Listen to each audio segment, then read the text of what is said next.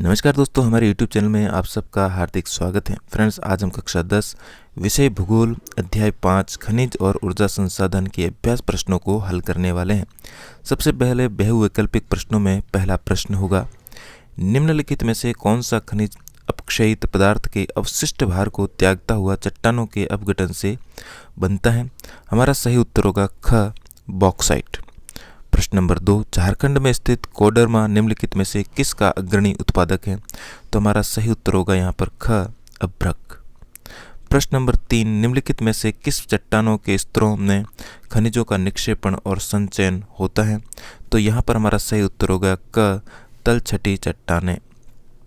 अगला प्रश्न चौथा, मोनोजाइट रेत में निम्नलिखित में से कौन सा खनिज पाया जाता है? तो यहाँ पर हमारा सही उत्तर होगा ग, थोरियम। प्रश्न नंबर 2, 30 शब्दों में उत्तर देना है। यहाँ पर पहला प्रश्न है, निम्नलिखित में अंतर 30 शब्दों में अधिक समय न दें। तो यहाँ पर हमें अंतर करना है लोह और अलोह खनिज। तो यहाँ पर हम सारणी बनाएंगे, एक तरफ लोह खनिज और एक तरफ अलोह खनिज। तो लोह खनिज में हम लिखेंगे इन खनिजों में लोहे का अंश पाया जाता है। अलोह खनिजों में लिखेंगे इन खनिजों में लोहे का अंश का अभाव होता है, यानी कि लोहे का अंश नहीं पाया जाता। दूसरा, लोह खनिज में लिखेंगे ये भारत में धात्विक खनिजों के कुल उत्पादन मूल्य में 3/4 योगदान देते हैं। अलोह खनिज में लिखेंगे भारत में इन खनिजों की संचित मात्रा तथा उत्पादन संतोषजनक नहीं है। लोह खनिज में लिखेंगे उदाहरण के लिए लोहा, मैग्नीज, निकल, कोबाल्ट आदि ये लोह खनिज के उदाहरण हैं। अलोह खनिज के उदाहरण है तांबा, बॉक्साइट, सीसा, जस्ता, चांदी आदि।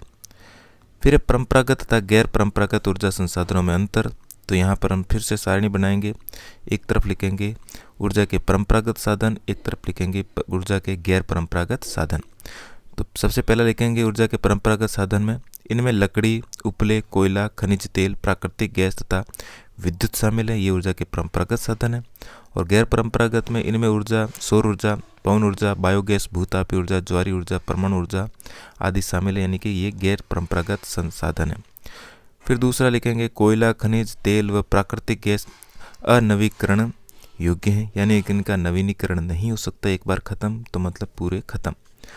फिर दूसरा, परमाणु ऊर्जा को छोड़कर शेष नवीकरण योग्य है, यानी कि इनका नवीनीकरण होता रहता है सिर्फ परमाणु ऊर्जा को छोड़कर। तीसरा, परंपरागत ऊर्जा संसाधन काफ़ी खर्चीले हैं जबकि गैर परंपरागत कम खर्चीले हैं।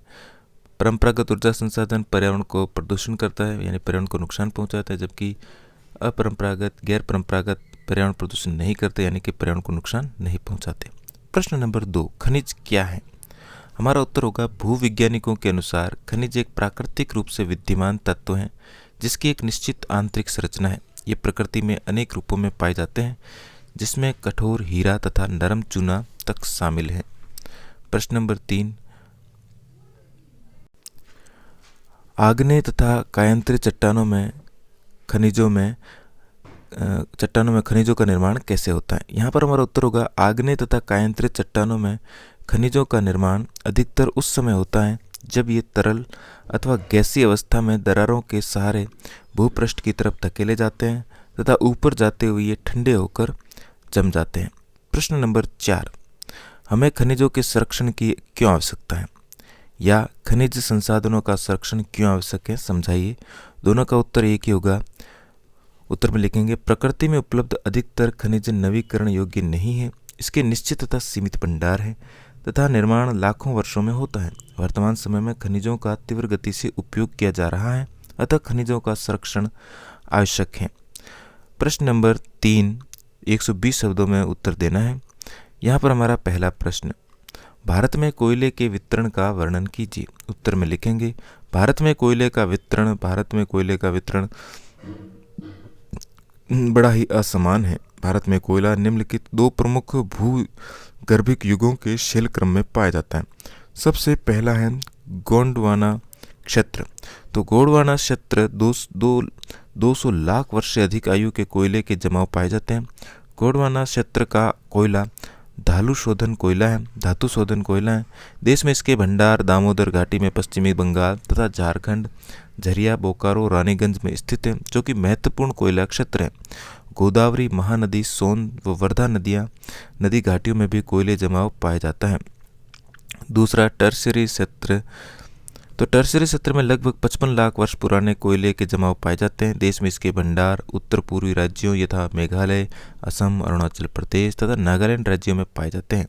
कोयले की एक किस्म लिग्नाइट है, जो कि एक घटिया किस्म का कोयला है। इसका रंग भूरा होता है, यह मुलायम होता है, जिसमें नमी की मात्रा अधिक होती है।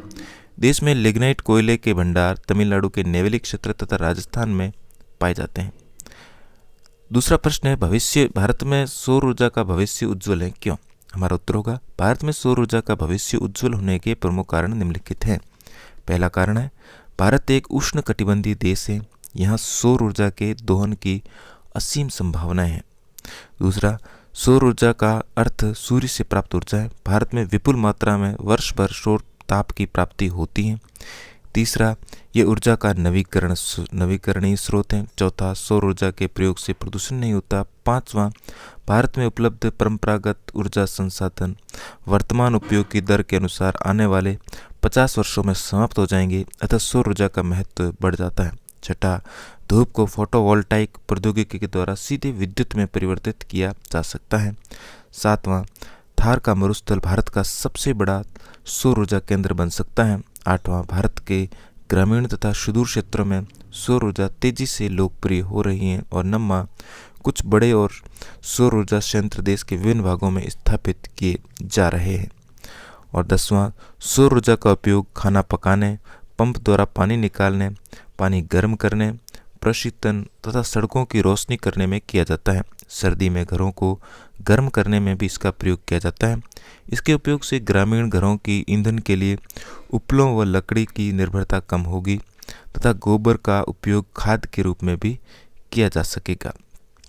अतः कहा जा सकता है कि भारत में सौर ऊर्जा का भविष्य उज्जवल है। इसके साथ ही हमारा पाठ यहीं पर समाप्त हुआ। वीडियो अच्छा लगा तो लाइक, शेयर और चैनल पर पहली बार आए तो चैनल को सब्सक्राइब जरूर करें। मिलते हैं इसी प्रकार के एक और वीडियो में। धन्यवाद।